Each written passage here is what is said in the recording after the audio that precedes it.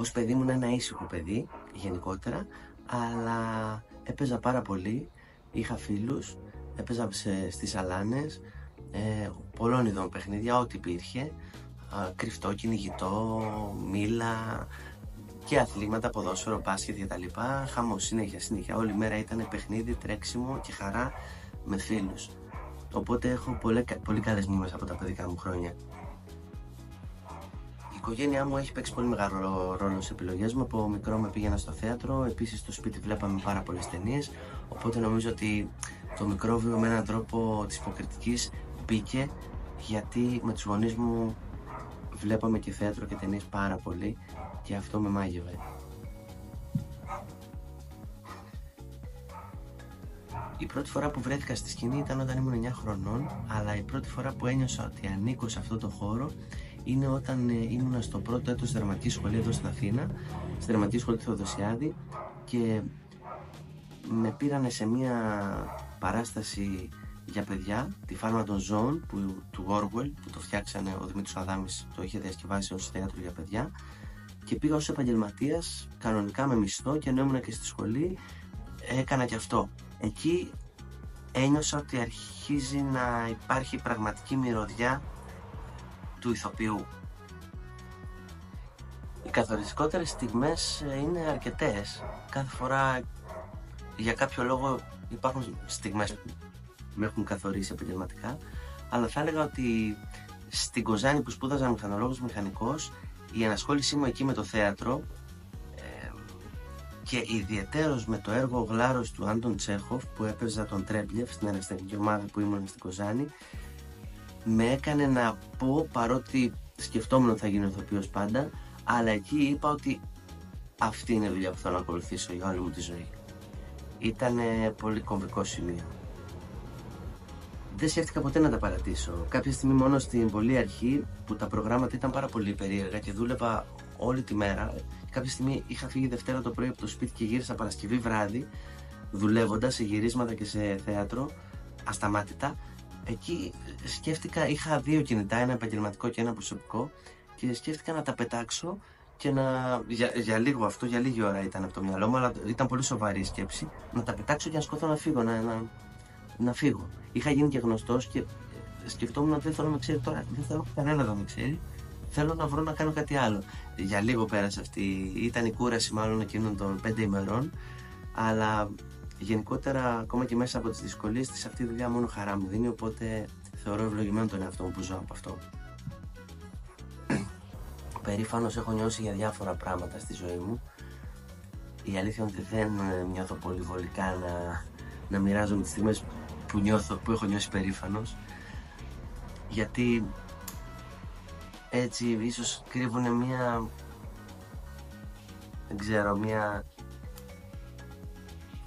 τέλος πάντων, είναι κάτι που δεν νιώθω πολύ βολικά να το μοιραστώ, αλλά έχω νιώσει περήφανος σε στιγμές, με μικρές πράξεις που μπορεί να έχω κάνει στην καθημερινότητά μου. Έχω νιώσει πολύ πιο περήφανος ίσως από μια πολύ ωραία και μεγάλη ερμηνεία που μπορεί να έχω κάνει. Μπορεί να έχω νιώσει ακόμα πιο περήφανος για στιγμές καθημερινότητας, αλλά δεν ξέρω αν θέλω να τις μοιραστώ. Πώς διαχειρίζομαι την αναγνωρισιμότητα?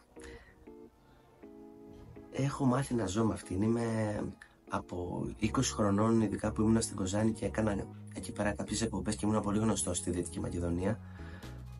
Από τότε και μέχρι τώρα, μετά έγινε και σε πανελλήνιο βαθμό όλο αυτό, είναι πιο πολλά τα χρόνια που είμαι γνωστός παρά αυτά που δεν είμαι. Οπότε έχω μάθει να ζω με αυτό.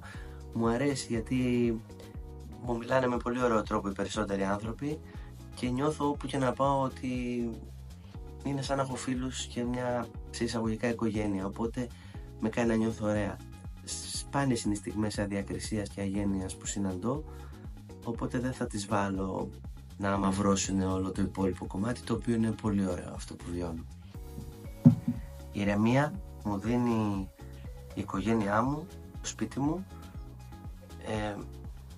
και το παιδί μου πια, γιατί είμαι και πατέρας, οι φίλοι μου, ένα ήσυχο καφεδάκι στο μπαλκόνι ή σε μια καφετέρια με πολύ οικείους μου ανθρώπους. αυτό μου ρίχνει τους τόνους και με γιώνει και καταλαβαίνω ότι τίποτα δεν είναι άξιο να μου διαταράξει την ψυχική μου γαλήνη. Πώς βλέπω τη σημερινή Ελλάδα?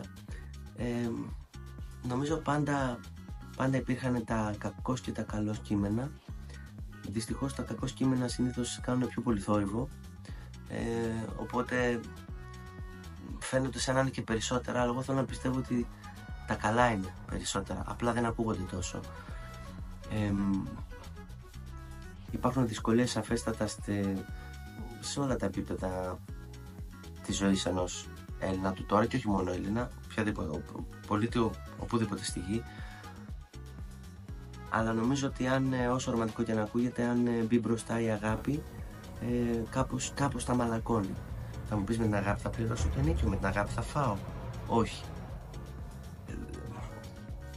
Αλλά είναι που είναι δύσκολη η ζωή. Αν μιζεριάσουμε και περισσότερο και σκεφτούμε έτσι πολύ αρνητικά, νομίζω μόνο κακό θα κάνουμε. Τα επόμενα μου σχέδια, δεν ξέρω, δεν κάνω πολύ συγκεκριμένα σχέδια. Μου αρέσει να μου δημιουργεί εκπλήξεις η ίδια η ζωή, και στον επαγγελματικό και στον προσωπικό τομέα, αλλά σίγουρα τώρα προτεραιότητα για μένα έχει η οικογένεια και το παιδί που έχουμε δημιουργήσει με την σύζυγό μου, και αυτό θέλω να βιώσω το μεγάλωμά του και να συμβάλλω στο να γίνει ένας ωραίος άνθρωπος στην κοινωνία. Αν συναντούσα τον νεότερό μου αυτό, τι συμβουλή θα του έδινα?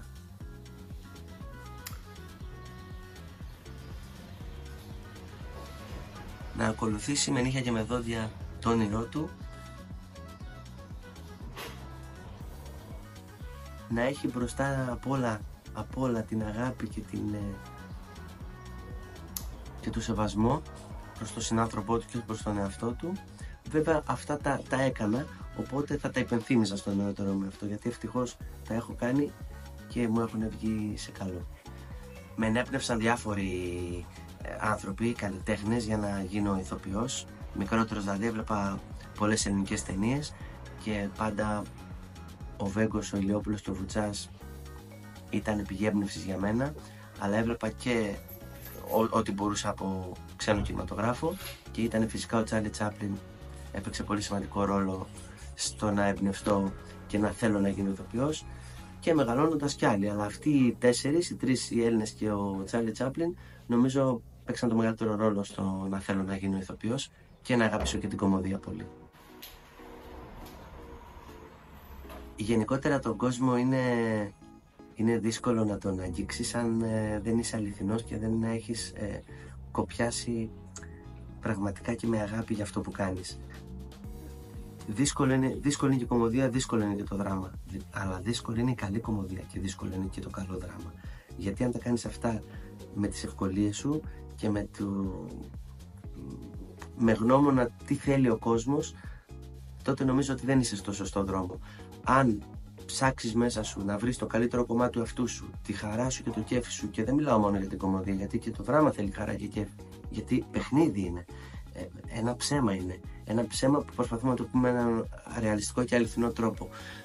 Αλλά γενικότερα η κωμωδία έχει και κάποιες άλλου τύπου απαιτήσεις, πιο τεχνικές, ίσως και σωματικές, και επίσης ο κόσμος στην κωμωδία, ειδικά στο θέατρο, το αν θα καταφέρεις αυτό που έχεις κάνει πρόβα, το καταλαβαίνεις την ίδια στιγμή. Δηλαδή αν γελάσει το κοινό, το πέτυχες. Αν δεν γελάσει, ίσως δεν το πέτυχες τόσο.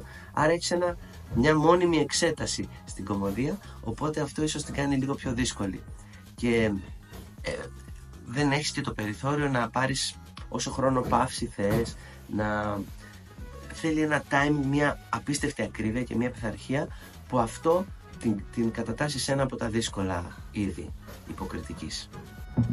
Παλιότερα θα έλεγα ότι το θέατρο είναι αυτό που βάζω πάνω απ' όλα, αλλά περνώντας τα χρόνια και αλλάζοντας και εποχές, και επειδή μου αρέσει να πηγαίνω, να συμπορεύομαι με τα πράγματα και να μην γίνω σαν αυτούς που κορόιδευα ότι μεγαλώνοντας, ξέρεις, εμείς παλιά ήμασταν καλύτερα. Τώρα νομίζω ότι ευχαριστιέμαι και τα τρία μέσα. Η αλήθεια είναι ότι αυτή η ζωντάνια και η αμεσότητα του θεάτρου είναι το κάτι άλλο. Αλλά Και ο κινηματογράφος και η τηλεόραση κρύβουν πάρα πολύ ευχαρίστηση αν τις κάνεις με σωστό τρόπο και με πολύ προσήλωση και σεβασμό. Οπότε μου αρέσουν όλα. Ο κόσμος με έχει ταυτίσει με το χιούμορ, αλλά στην προσωπική μου ζωή δεν θα έλεγα ότι έχω χιούμορ, αλλά ίσως δεν είμαι αυτό που περιμένει κάποιος. Και θα το εξηγήσω. Δεν νομίζω ότι, το έχω ξαναπεί, ότι αυτός που είναι ο καλός και αστείος της παρέας του μπορεί να γίνει και καλός κωμικός απαραίτητα. Το να είσαι ένας καλός κωμικός δεν σημαίνει ότι είσαι και εξωστρεφής άνθρωπος. Μπορεί πάνω στη σκηνή να έχεις όλη αυτή τη δύναμη και κάτω από τη σκηνή να έχεις μια άλλη ηρεμία και εσωστρέφεια. Νομίζω ότι είμαι λίγο πιο εσωστρεφής στην καθημερινότητά μου και όλη μου αυτή η ενέργεια και το πάθος μου κάπως με έναν μαγικό τρόπο μου βγαίνουν πάνω στη σκηνή. Οπότε καλός είμαι, αλλά όχι ίσως όπως με περιμένει κάποιος. Αυτό που θα έλεγα σε όσους νεότερους θέλουν να ξεκινήσουν αυτή τη δουλειά είναι να συνειδητοποιήσουν αν μπορούν να ζήσουν χωρίς αυτήν. Σε εισαγωγικά, αλλά και εκτός εισαγωγικών.